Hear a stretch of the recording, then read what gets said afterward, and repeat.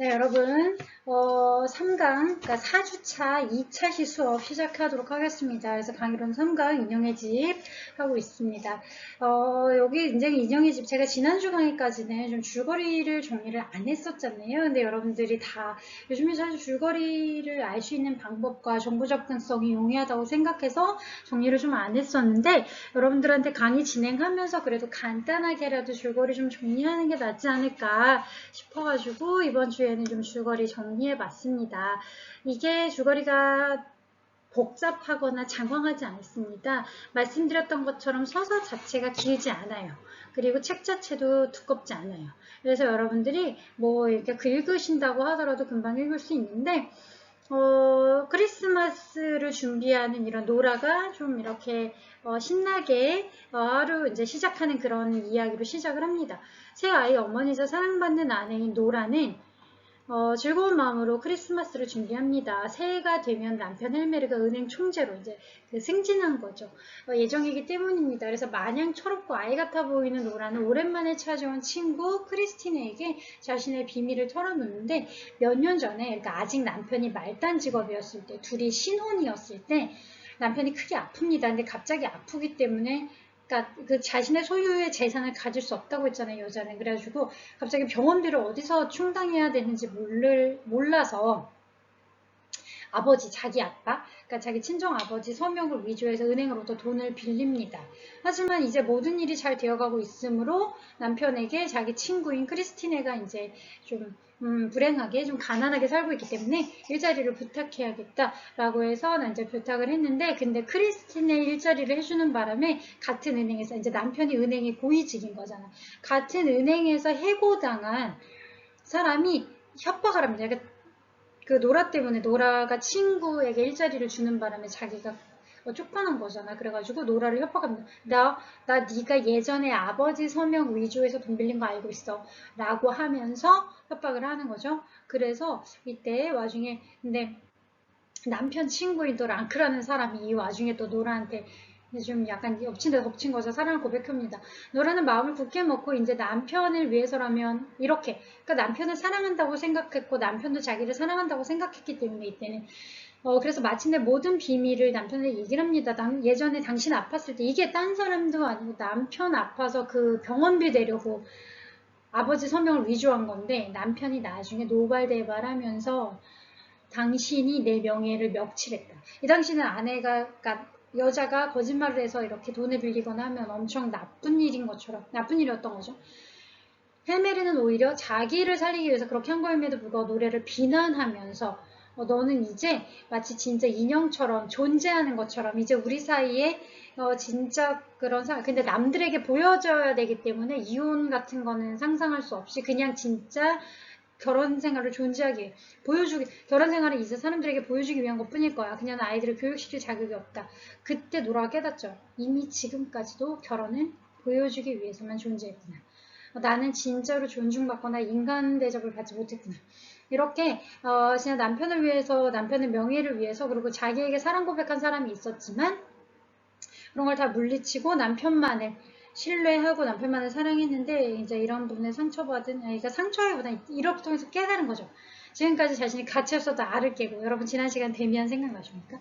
알을 깨고 나오게 된 계기가 되는 거죠. 그들의 결혼 한 번도 진실한 적이 없었음을 깨닫고 집을 나오게 됩니다. 자, 여기까지가 간단한 줄거리입니다. 자, 계속 이어서 좀 분석, 이제 줄거리 설명을 했다면 간단한 분석으로 좀 진행을 해보도록 하겠습니다. 총 3막으로 구성되어 있습니다. 인형의 집 같은 경우에는. 그래서 이제 보통 여러분 희곡이기 때문에 막 단위가 있잖아요. 이제 한번 이렇게 커튼을 내리고 다시 열 때 보통은 시간의 경과라든가 장소 이동 이럴 때 연극에서는 막 단위를 통해서 다시 세팅을 할 수 있도록 좀 시간의 경과라든가 아니면 장면 전환, 아니면 좀 공간 이동을 했다라고 하는 걸 알려주기 위해서 이렇게 막으로 구성을 하죠. 인형이 지금 아득하게 잘 꾸몄지만 수수한 거실이라고 하는 이런 노라의 집, 이 전반적으로 배경이 노라의 집을 벗어나지 않습니다. 그래서 여기가 진짜 희곡이기 때문에 여러분 공연을, 연극 공연을 보고 하신 학생은 알겠지만 공연장은 보통 장소가 너무 많이 바뀌거나 막 스펙타클할 수 없잖아요. 그래서 이 배경이 이제 세트가 주어진 세트 안에서 이야기를 구성되어야 되기 때문에 여기서 대부분의 서사는 대부분이 아니라 처음부터 끝까지 모든 서사가 인형의 그러니까 노라의 집 안에서 등장인물들이 왔다 갔다 하면서 이야기를 하는 장면입니다. 그래서 친구도 밖에서 만나는 게 아니라 찾아오게 되고 남편과의 갈등, 싸움 뭐 이런 거 다 집 안에서 새 아이를 둔 부부는 서로 극진히 아끼는 모습을 보여주지만 남편 할메르의 언행에는 뭐 헬메르라고 번역한 데도 있고 이게 이제 할메르라고 번역한 데도 있는데 어쨌든 같은 남편 이름입니다. 그 표기가 외국어니까 그걸 한국어로 이제 음차를 할 때 헬메르 여기저기 지극히 가부장적인 사람입니다. 그래서 아내를 그러니까 사람은 이제 존칭을 사용하는 게 아니라 약간 이제 좀 종달새, 다람쥐 이런 식으로 부르는데 어린애 같은 존재로 대합니다. 그래서 간식을 첫 장면에서 로라가 간식을 먹는데 간식도 하루에 얼마를 먹을 수 있는지 먹어도 되는지 안 되는지까지 헬메르가 좀 제재하는 그래서 그 첫 장면부터 좀 놀랍습니다. 당신 또 몰래 간식 먹었지? 그러니까 로라가 아니 안 먹었다고 막 이러면서 사실 우리는 지금은 상상하기 어렵죠. 하면은 요즘에 부모님도 아이에게 간식을 먹어라 마라 안 그러고 요즘은 아이들도 자유로운 이 와중에 부인에게 간식을 먹어라 마라 하는 그런 장면은 좀 놀라웠는데 그 첫 장면부터 어떤 환경에서 이 부부 생활이 이루어지는지를 묘사해 주는 거죠. 헬메르가 보이는 모습은 개인의 독특한 근데 여기서 헬메르를 욕하면 안 됩니다 여러분. 왜냐면 헬메르는 평범한 당시의 남성이었을 뿐입니다. 그냥 그 당시 남성들이 다 그랬다는 거지. 그러니까 헬메르가 나쁜 사람이라서가 아니라 모든 노라 아버지도 똑같고 아니면 노라 주변에 있는 모든 남성들이 그래서 그냥 그 당시 문화적인 상황을 드러냈을 뿐이지 사회 일반적 통념이었다는 거지 헬메르가 독특하게 이 사람만의 캐릭터라고 보면 안 됩니다. 그래서 이 소설이 이 노라도 마찬가지입니다. 어떤 특정한 개인의 선택과 개인의 개성이라기보다는 이 당시를 살아가는 모든 여성들을 상징하는 대표하는 캐릭터고 그러니까 이즘이 가능한 거죠. 노라이즘. 헬메르도 이 당시를 살아가는 대표적인 어떤 그냥 인물, 남성 인물, 가부장적 인물 자체를 다 상징을 하는 거죠. 그래서 여러분들이 헬메르와 노라를 볼 때 특정 개인이라기보다는 시대적인 대표성을 띈다라고 생각을 하면 됩니다. 이 헬메르가 하는 말 중에서 당시 여성들을 어떻게 생각했는지를 드러내는 단어들을 제가 직접 인용을 해왔는데 이런 거죠. 자기의 아내를 용서했다는 걸 마음속에 품고 있는 건 남자로서 말로 표현할 수 없을 정도로 달콤하고 만족스러운 일이지. 자기 아내를 진심으로 거짓없이 용서했다는 것은 말이야. 그럼으로써 여자는 2배로 그의 소유물이 될 테니까. 여러분 이것만 봐도 헬메르가 이제 노라가 거짓말을 통해서 돈을 빌려서 자기 병을 치료한 걸 알고는 용서해줄게. 근데 그게 어떤 개념이냐면 정말 신이 인간에게 자비를 베풀 듯한 태도로 내가 그러니까 너를 용서해 이렇게 큰 은혜를 베푸니까 너는 완벽하게 더욱더 지금보다 더 내 소유가 돼야 돼. 라고 하는 이런 사고가 정말 놀랍지 않지? 여러분? 이런 사고방식 보여줍니다. 용서를 그러니까 진짜 사랑하기 때문에 그녀를 지켜주기 위한 용서라든가 아니면은 그녀와 계속 함께하기 위해서는 용서가 아니라, 내가 이렇게 은혜를 베푸는 사람이야 라고 하면서 보통 이제 어떤 계층의식이 분명한 거죠. 그리고 다음 대사. 아무도 오지 않았다고 하지 않았소. 노래하는 내 귀여운 작은 새는 결코. 그러니까 이 나의 어떤 아내로서 아니면은 인간으로서의 노라를 생각하는 게 아니라 나의 애완동물처럼 취급을 합니다. 나의 이제 소유물인 것처럼. 그런 짓을 하는 거. 작은 새는 예쁜 입으로 노래만 하면 있으면 되는 거야. 저 굉장히 요골적인 대사입니다. 작은 새는 그냥 노래만, 그러니까 생각을 하거나 판단을 하거나 행동을 하는 게 아니라 그냥 나한테 듣기 좋은 소리를 지적해주면 되는 거야. 결코 각자 목소리를 내선 안 돼. 내 집은 따뜻하고 참으로 기분이 좋아. 이렇게 내 집을 가꾸기 위한 하나의 장식품처럼 노라를 취급했다는 장면을 알 수가 있습니다. 자, 지금 여러분들이 이제 그 당시, 근데 이건 제가 아까 얘기했던 것처럼, 앞 페이지 봤던 것처럼, 이건 헬메르란 사람의 개인의 특징이 아닙니다. 헬메르만의 문제가 아니라 시대적으로 많은 남성들이 여성을 어떻게 봤는가. 시대적인 문제죠. 헬메르가 무슨 잘못이 있겠습니까? 헬메르도 이렇게 교육을 받은 거고, 그러니까 가정이란 이거야, 부인이란 이거고, 남편은 이거고, 그래서 이렇게 사는 게 옳아라는 사회적 통념 아래서 성장한 사람이겠죠. 그렇기 때문에 이거는 헬메르라기보다는 사회적 통념이 그 당시 여성들을 어떻게 봤는가. 헬메르의 대사를 통해서 대표적으로 드러나는 거죠. 자, 이번 페이지는 로라의 대사 중에 나오는 대사입니다. 행복한 적은 없었어요. 행복인 줄 알았죠. 하지만 한 번도 행복한 적은 없었어요. 중약, 재미있었을 뿐이죠. 그리고 당신은 언제나 내게 친절했어요. 하지만 우리 집은 그저 놀이방에 지나지 않았어요. 나는 당신의 인형 아내였어요. 친정에서 아버지의 인형아기였던 것이나 마찬가지로요. 그리고 아이들을 데리고 놀면 아이들이 즐거워하는 것이나 마찬가지로요. 토르발, 그게 우리의 결혼이었어요. 라고 얘기하면서 이제 이 아까 이거는 인용을 했던 부분이죠. 이제 그리고 또 한 가지.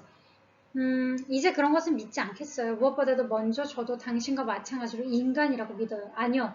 그렇게 되려고 한다는 편이 좋을지도 몰라요. 세상 사람들은 당신이 옳다고 말하겠지요. 책에도 그렇게 쓰여 있다는 것을 저도 알고 있어요. 바로 이게 핵심입니다. 여러분, 사람들만 그렇게 생각하는 게 아니라 기 이전의 윤리, 개념, 지식도 이미 다 이렇게 불균형하고 불평등하게 되어 있었다는 거지. 자, 그래서 책 자체도 이게 이제 뭔가 성경 같은 책을 얘기하는 거기도 합니다. 그러면서 하지만 세상 사람들이 이렇게 말하는 것, 책에 무엇이 쓰여 있건 이미 제게는 아무런 표준도 되지 않아요. 책에 쓰여 있으니까 그대로 살아야 된다면 제가 예전에도 얘기했죠. 세상은 그 어떤 경우도 바뀌지 않았을 거예요. 그리고 여러분들 대부분 우리가 과학적 글쓰기를 하시기 때문에 공대나 아니면 자연과학대 학생들이다라고 했을 때 기존의 패러다임을 계속 뒤집고 바꾸는 게 바로 인간의 발전과 변화의 기준이잖아요. 그랬을 때 아무리 책에서 그게 맞다라고 해도 누군가는 새로운 이론을 개발한 새로운 과학자인 누군가는 그게 아니다라고 해서 그걸 뒤집겠죠. 그래서 책이 무조건 다 정답이거나 맞지 않는다라고 하는 이게 단순히 여성 남성과 통념을 떠나서 기존 지식적 기반에 대한 어떤 문제의식, 질문을 던지기도 합니다. 자, 그래서 다시 좀 분석을 정리를 하자면 노라는 모든 비밀이 밝혀진 다음에도 남편이 자신을 구해줄 것이라고 기대를 하는 순간이 있습니다. 그러니까 자신이 거짓말을 통해서 돈을 빌렸다라고 하는 것들이 밝혀졌지만 남편을 끝까지 믿었던 거죠. 그래도 남편은 지금까지 나를 많이 사랑했고 나를 신뢰했기 때문에 나를 지켜줄 거야. 남편만은 이렇게 믿었습니다. 그러나 남편은 오히려 나중에 진실을 그녀가 이렇게 이름으로 아버지 이름을 도용해서 돈을 빌렸다는 사실을 알게 되면서 오히려 자신의 사회적인 승진이라든가 성공에 먹칠을 할까봐 그녀를 비난하면서 당신같이 진실하지 못한 사람들은 아이를 키울 자격이 없다라고 하면서 그녀에게 오히려 아이들을 떼어놓으려고 하는 그런 위선적인 모습을 보입니다. 그래서 지금까지 아이들 교육을 부인에게만 시켜왔으면서 갑자기 이제 부인이 그렇지 않다라고 했더니 그녀를 맹비난하죠. 그러면서 다른 사람들 앞에서는 근데 우리가 요즘에는 그거 막 쇼윈도 부부다 이렇게 얘기를 하잖아요. 행복하지 않고 서로가 서로에게 최선의 사람이 아닌 걸 알면서도 자신의 명성과 권위가 더 중요한 거야. 그러니까 이런 가정의 행복과 아니면 부인의 행복 이런 것보다도 그 자신의 권위와 명예를 지키기 위해서 거짓말로라도 이 가정생활을 유지해야 된다라고 합니다. 그래서 이게 다른 사람들 앞에서는 그런 상황을 은폐하고 표면상으로 온전한 가정을 유지하려고 하는데 이런 거짓 행복은 당시 사회가 개인에게 요구하는 근데 왜 당시뿐만이겠습니까? 여러분 지금도 그렇죠. 사실 내가 어떤 직업을 갖고 싶어, 어떤 일을 하고 싶어, 아니면 어떻게 살아야 돼 라고 할 때는 외부의 평가? 이 정도 이렇게 살아야 될 것 같다라고 하는 어떤 사회적인 관습이나 기준들 그런 것도 그냥 분명히 존재합니다. 그렇기 때문에 진짜 행복이 아니라 거짓된 행복이라 하더라도 그거를 추구하려고 하는 경우 지금도 사실은 왕왕 있죠. 그래서 그 당시에 이 헬메를 그 당시엔 더했겠죠. 그런 억압이라든가 기준들이라든가 금지가 더 심했던 시대. 그래서 그런 모습을 헬메르가 보여줍니다. 그는 노라를 용서해주는 대신 아까 이제 인용했던 어떤 표현 있잖아요. 남편으로서 부인을 용서해주면 그는 더욱더 내 소유가 돼. 그러니까 나는 멋있는, 그러니까 자기 도취죠. 그러니까 나는 더 멋있는 사람이 돼서 부인을 더 온전하게 내가 소유할 수 있어. 이런 의도로. 그러니까 그녀를 정말로 지켜주고 싶거나 사랑해서가 아니라 그렇게 더욱더 이제 구속하기 위해서 그녀를 용서하려고 합니다. 그러면서 남편의 반응에 실망한 노라는 비로소 자신의 결혼 생활이 어떤 것이었는지 깨닫게 되죠. 알을 깨게 되죠. 자신의 남편에게는 장신구이자 장난감이었을 뿐 인간으로서 가치 있는 존재가 아니었음을 이제 드디어 깨닫습니다. 그리고는 아버지와 남편이 지금까지 자신에게 부당한 일을 했다는 거. 그러니까 어떤 소유물, 그리고 결혼도 사실 원해서 한 게 아니라 아버지가 정해준 혼처 자리에 마치 교환하듯이 물건을 물물 교환을 하듯이 이렇게 이제 결혼을 하게 되는 건데, 그렇던 것을 파악하며 지금까지 법률과 사회, 여러분 여기에 밑줄 쓰셔야 됩니다. 지금까지 법률, 사회, 종교에 의해서 자신의 책임과 거룩한 임무로 부과되는 아내로서의 역할은 자신의 책임과 반드시 인간으로서의 책임과 일치하지 않는 것입니다. 이게 노라가 이런 대사랍니다. 여자는 재산을 가질 수 없어. 여자는 돈을 빌릴 수 없어. 그러니까 너는 잘못한 거야 라고 얘기를 노라한테 하는 장면이 나오니까 노라가 이렇게 얘기하죠. 그러면 그 법이 잘못된 거 아니에요? 라는 얘기를 합니다. 이게 핵심이죠. 우리는 기존의 책에서 아니면은 이런 시스템에서 이게 옳은 거야 라고 하면은 그걸 근거로 옳고 그름을 판단하는데, 만약에 그게 잘못됐다면 여성이 재산을 갖거나 자기 소유의 어떤 아무것도 그걸 가질 수가 없고 뭐 사회생활 하지 못하는 건 당연하고, 아이들조차도 엄마와 관련된 게 아니라 아빠 이 이름 밑으로만 이제 뭐 들어갈 수 있고, 모든 가정 시스템, 사회 시스템, 정치 시스템, 경제 시스템이 그렇다면, 아니 종교 시스템도 마찬가지지만 성경에서 이렇게 얘기했잖아요. 법적으로 이렇게 정해져 있잖아 라고 얘기하면 노란 이렇게 얘기하죠. 그럼 그 책이 잘못됐겠죠. 그럼 그 법이 잘못됐겠죠. 노라이즘의 핵심은 그겁니다. 단순히 여성이기 때문이 아니라 기득권에 의해서 그렇게 계속 착취당하고 억압받았던 사람들이 그럼 그 기득권의 법이 잘못됐겠지 라고 말할 수 있는 용기를 쥐어준 거죠. 그 얘기입니다. 법률과 사회, 종교에서 내가 여자는 이래야 돼. 여자는 이런 의무가 있고 책임이 있어 라고 계속 부과가 된 거야. 근데 노라는 깨닫지. 근데 이런 것들이 인간으로서 내 인생에 내가 책임져야 되잖아.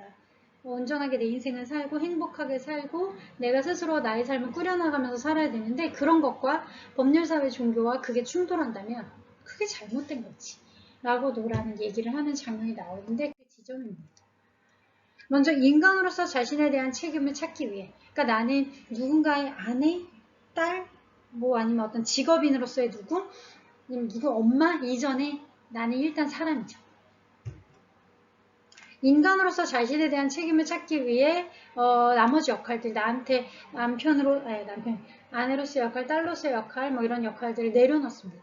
이제 종교나 법률을 포함한 사회 통념과 완전히 결별하고 모든 것을 스스로 판단하겠다 라고 주장하는, 일단 그게 먼저다. 그러니까 먼저, 이제 요거는 가치관의 문제이기 때문에 여러분들 고민을 해보시면 됩니다. 어떤 게 먼저인가? 여러분에게는 가족의 교리, 종교적 교리, 아니면 국가와 민족, 때로는 어떤 사람은 국가와 민족이 가족이나 자기 자신보다 먼저인 경우도 있었죠. 훌륭한 것도 훌륭한 건 맞습니다. 그리고 종교를 위해 아니면 어떤 신념을 위해 자신의 행복과 자신의 뭐 신체, 뭐 모든 걸 포기한 사람도 있겠죠. 아니면 가족을 위해서 희생한 사람도 있습니다. 근데 인형의 집은 그런 얘기를 합니다. 일단 가장 먼저 중요한 것은 내가 스스로 이것이 내 판단인가, 아니면 외부에 의해서 강압되거나 아니면은 뭔가 억압된 판단은 아니었는가를 먼저 생각해야 된다라고 얘기를 합니다. 그래서 노라는 스스로 판단하겠다라고 결정하게 되죠. 이 작품은 마지막에 요거 우리 오늘 수행해야 되는 수행과제 있죠. 노라가 집을 떠나는 것으로 끝이 납니다. 이후에는 어떻게 되는지 보여주지 않아요. 이거는 이제 상상의 영역입니다. 노라가 어떻게 살아내, 이제 왜냐면 지금과 같은 사회에서는 그냥 여성 혼자 살면 되는데, 이 당시는 여성이 어떤 것도 재산도 모두 가질 수 없는 이 시대에 노라는 어떻게 살아냈을까? 이거는 사실은 정말 힘들었겠죠. 쉽진 않았을 겁니다. 근데 힘들다 하더라고요. 그게 옳은 길이면, 그게 바른 길이면 고통스럽다 하더라도 그 선택을 노란 했는데, 그 뒤로는 얼마나 힘들었겠어 사실은. 어쩌면 사회생활을 하거나 이렇게 생활하면서 후회를 하는 순간도 있었을 수도 있습니다. 하지만 그럼에도 불구하고 마지막에 이제 열린 결말로 끝나죠. 인형의 집은 처음 발표되었을 때부터 주체로서, 그러니까 그냥 어떤 객체나 대상으로서, 그러니까 여성이 아니라 지금 선생님도 여자잖아요. 근데 여자로서가 아니라 그 이전에 선생님 이름 전지훈으로서, 아니면 그 전지훈도 아니야. 전지훈도 부모님이 부과해준 이름인데 그 전에 그냥 인간으로서 자신의 권리를 주장한 작품으로 이렇게 해석이 됩니다. 지금까지도 그렇게 해석이 되고 있죠. 입세는 문학활동과 사회활동에서 여성 문제에 많은 관심을 보였다고 합니다. 공공의 적의 페트라는, 그 공공의 적이란 텍스트를 만들게 되는데 거기서 페트라가 주인공, 그러니까 인형의 집 주인공 이름이 노라듯이 공공의 적이라는 그 희곡의 주인공 이름 페트라인데, 경제적으로 독립해서 살아갈 수 있는 여성으로 자신이 옳지 않다고 생각하는 것을 가르치거나 번역하기를 거부합니다. 그래서 이제 그러니까 선생님 일을 하거나 번역가 일을 하는데 페트라는 내 신념, 내가 생각했을 때 옳지 않아 라고 생각하면 과감하게 거부하는 그런 캐릭터로 나오네. 그래서 인형의 집뿐만 아니라 공공일적이라든가 다 여러 희곡에서도 이렇게 조금 독립적이고 주체적인 여성상을 그렸다는 거죠. 입신.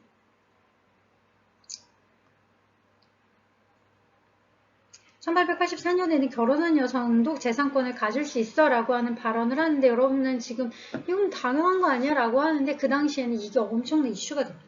뭐? 여성이 자기의 이름으로 된 재산을 가질 수 있다고? 라고 하면서 말도 안 돼. 라고 하면서 사람들의 반감도 사기가 되고 이게 하나의 막 사회 방향적인 이슈가 되기도 하죠. 그러나 제가 이것도 누누이 말씀드렸죠. 여성의 집을 단순히 여성의 권리를 신장하거나 아니면 여성을 여권 신장 아니면 그런 뭔가 그 남녀평등 이렇게 요런 협소한 주제로만 봐서는 안 된다라고 제가 했는데 그럼 너무 이 텍스트를 올바르게 아니면 유효하게 다양하게 해내지 못하는 거다라고 말씀드렸는데 개인과 사회의 통념과 개인의 판단에 관한 문제를 제기함으로써 이 작품을 이해하는 데 단서가 되는 것은 특히 노라와 헬메리의 마지막 대화 장면입니다. 집을 떠나려는 노라를 설득하기 위해서 헬메리는 종교나 법률 얘기를 합니다. 제가 아까 얘기했죠. 그래서 이게 단순히 여성, 남성, 젠더 문제가 아니라 기존의 개인을 억압했던 모든 법률, 법도 잘못됐다면 예전에 사실 예전 법에서는 흑인은 참정권과 흑인도 뭐 이렇게 온전하게 자신의 재산을 가질 수 없었던 시대도 있잖아요. 그래서 여러분 너무 불합리하죠. 그래서 뭔가 어떤 인종은 그런 걸 가질 수 없고 어떤 인종만 가질 수 있다는 건 사실 그게 지금으로 생각하면 말도 안 되지만 굉장히 오랫동안 그게 당연한 걸로 만들어졌다면 그 법이 잘못된 거죠. 종교나 법률에 우선 종교에서 그러니까 성경에서 여성은 이러라고 했어 아니면 법률이 너의 재산권을 인정하지 않아 이렇게 계속 그걸 근거로 노라를 설득을 합니다. 그랬을 때 노라는 어렸을 때들은 목사의 가르침, 법률이 자신에게 요구하는 행동 이런 것들이 중요한 건 이걸 근거로 하는 게 아니라 이거 자체가 옳은지 스스로 내 스스로가 논리적으로 내적 논리를 획득하지 못하면 그게 옳지 않다라고 주장을 하는 거죠. 이거 마지막 장면에 나온 노라의 대사입니다. 하지만 나는 더 이상 대부분의 사람들이 하는 말로 만족할 수 없고 책에 쓰여있는 것으로 만족할 수 없어요. 나는 모든 일에 대해서 스스로 생각하고 설명을 찾아야 돼요. 그렇죠. 이거는 노라가 여성 여권 신장을 떠나서 한 인간으로서 그리고 제가 여러분한테 인형의 집을 선택한 이유기도 합니다. 여러분이 지금까지 이게 맞아 저게 맞아 여러분들의 어떤 내적 모랄이라고 도덕성이라고 할 수도 있고 윤리관이라고 할 수도 있지만 진짜 여러분들이 스스로 고민하고 생각한 것인지 그리고 우리가 인간으로서 인문학을 배우는 이유는 누군가의 이야기나 누군가의 헤게모니를 따라가기 위해서가 아니라 진짜 내가 내 생각을 온전히 하기 위해서 라고 한다면 여러분들은 맞아 이건 이래야지 라고 하는 여러분들만의 이념들이 있을 텐데 그게 진짜 모든 일을 스스로 설명하고 여러분들이 고민했던 것인지 그런 부분에 대해서 저도 마찬가지입니다. 같이 반성해보고 생각해보자 라고 하는 의도에서 우리가 인형의 집 텍스트를 한번 선택을 해봤습니다. 노라는 실증법보다는 실제 존재하는 법이죠. 그렇죠. 아까 얘기했던 종교나 법률보다는 내 판단이 중요해. 그걸 우위에 두고 자신의 행동이 틀렸음을 인정하지 않습니다. 법률과 그렇다면 그 법이 잘못된 거예요. 이거 대단한 용기입니다. 여러분 이게 말이 쉽지. 우리도 어떤 법이 있으면 야 너 큰일 나. 법에 위배돼. 저도 당연히 사회생활 하는 사람이기 때문에 굉장히 열심히 따릅니다. 불법이라면 당연히 하지 않고. 근데 때로는 만약에 그렇다면 법이 잘못된 게 아니야? 여러분 법은 늘 잘못된 게 많습니다. 그렇기 때문에 계속 법이 바뀌잖아요. 헌법재판소도 있고 여러분 법이라는 게 그때그때 지금도 국회에서 하는 일이 뭐예요? 입법하는 거잖아요. 새로운 법안을 만들고 부동산법 뭐 아니면 교통법 뭐 아니면 쓰레기 처리된 간략한 법들 아니면 이런 교육법 계속 바뀌는 거죠. 법이 완전하다면 여러분 바뀌지 않죠. 법은 불안정함을 이미 알고 있고 인정하고 있습니다. 그렇기 때문에 법의 문제의식을 느끼고 법을 바꿔갈 수 있는 것도 인간의 희망이고 인간의 가능성이죠. 그게 인간성이죠. 법에 매여 있는 게 아니라 그러니까 법이 인간을 위해 존재해야지. 우리가 법을 지키기 위해 존재해서는 안 되죠. 자기 자신의 기준에 따라 생각하는 것을 허락하지 않기 때문에 법과 종교에 저항하고 반항하는 인간. 그래서 이제 노라이즘의 핵심은 여성 이전의 인간으로서 나를 제약하거나 규제하거나 아니면 만약에 제약이나 규제를 해도 되지만 그게 정말 합리적인가? 규제를 해도 되는가? 이 법은 맞는가? 스스로 생각하는 사람이 바로 노라이즘의 핵심이죠. 데카르트적 인간이죠. 생각한다, 고론하는 존재입니다. 그거를 이 캐릭터로 구현한 게 노라입니다. 자, 이제 마지막 페이지입니다. 보수적인 사회를 대표하는 작은 사회인 가정은, 그러니까 이 집은 단순히 진짜 한 가정이 아니라 이 사회의 축소판이죠. 우리가 보통 학교 시스템이 이 뭔가 사회 시스템이 축소판이다라고 하는 것처럼 집도 마찬가지입니다. 이 집은 사회 시스템의 축소판인데 남성이 옳다고 생각하는 대로 행동할 것을 요구하지만 한 집단의 관점에 따라 만들어진 관점을 사회규범의 이름으로 다른 집단에게 강요하는, 그러니까 남성들 집단의 것을 강요하거나 기성세대, 우리가 막 꼰대다라고 막 이제 좀 약간 그런 시침말을 쓰는데 기성세대가 만들어 온 시스템을 우리에게 또 강요하거나 라고 하는 건 엄청난 폭력이죠. 그러니까 우리도 그래서는 안 되겠죠. 여러분도 이게 맞아 라고 해서 친구에게, 부모님에게, 아니면 뭐 아는 지인들에게, 여러분의 후배들에게 또 강요해서는 안 되겠죠. 그때는 맞지만 지금은 틀리다 이런 말이 있잖아요. 그래서 이런 그 사회적 통념은 시간이 지나면서 아니면 시기와 여러 가지 사회적인 맥락이 지나면서 당연히 더 이상 유효하지 않고 무효해집니다. 그래서 이렇게 무효 판정을 받게 되는 거죠. 이게 지금 핵심입니다. 제가 그래서 마지막 페이지 다 빨간색 글씨로 좀 강조해 놨는데, 발표된 지 140년이 되어가는 인형의 집의 시사성은, 인형의 집이 이렇게 시사성이라고 한다면 이게 지금 현대 우리 사회에 주는 메시지겠죠. 이 작품이 무조건 관습을 따를 것을 요구하는 사회, 생각이 다른 집단을 주류의 구범에 따라 판단하는 현실에 회의를 제기하는 데 있는 겁니다. 여성, 남성, 뭐 종교, 법, 민족을 다 떠나서 이게 핵심입니다. 무조건 관습을 따라야 돼. 내가 아빠인데 너 왜 아빠 말을 안 들어? 이런 생각이 다른 집단. 기성세대는 그럴 수 있지. 근데 난 안 그런데? 그리고 주류의 규범. 이게 주류니까 비주류인 너는 이래야 돼. 라고 무조건 따르도록 강요하는. 그래서 이런 모든 것들을 강요하거나 억압하는 이런 현실에 문제의식을 제기하는, 이게 바로 인형의 집의 가치입니다. 의미입니다. 남녀평등, 민족평등 이런 걸 다 이제 이런 거 이전에 이미 뭔가를 강요하려고 하는, 그리고 누가 여러분한테 종교든 민족이든 문화든 정치든 경제든 아니면 부모님 세대라고 해서 뭔가를 이게 맞아라고 강요하려고 한다면 물어보세요. 왜 맞는지. 맞기 때문에 맞는 게, 법과 종교가 규정되어 있어서 맞는 게 아니라 정말로 설득력 있게 왜 맞는지, 그리고 여러분들은 여러분만의 어떤 새로운 사회, 새로운 변화, 새로운 시대를 맞이해야죠. 자, 그 인형의 집의 가치는 거기 있습니다.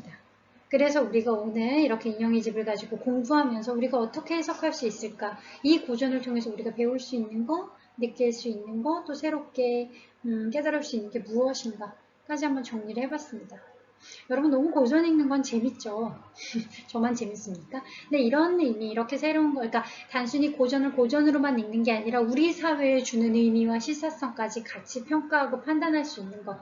그게 바로 우리가 고전을 읽는 이유겠고, 그런 것들을 해석하는 게 여러분들의 수업 시간에, 그러니까 그 당시에 작가는 무슨 의도로 쓴 거야? 보다 중요한 건 나는, 읽는 독자인 나는 이걸 어떻게 읽었어? 나는 이렇게 생각해. 지금 현 2020년에 저는 서울에서 살지만 여러분이 살고 있는 공간, 그러니까 대한민국에서 사는 우리들은 이 텍스트를 어떻게, 어떤 교훈과 어떤 메시지로 받아들일 수 있는가, 나만의 관점을 가지고 읽어내는 게 우리가 고전을 공부하는 핵심이겠죠.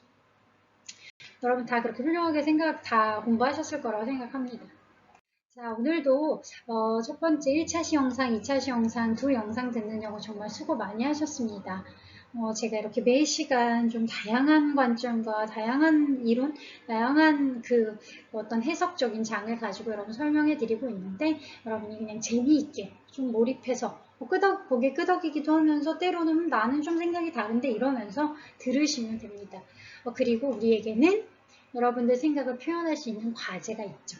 그 과제를 통해서 만약에 이 부분은 생각이 달랐다면 이래서 달랐다. 나는 이 부분은 또 꼭 다르고 맞고를 떠나서 좀 더 새로운 생각, 제3의 생각이 있다면 그렇다 라고 하는 것들을 충분히 여러분들의 의견 정리하실 수 있죠.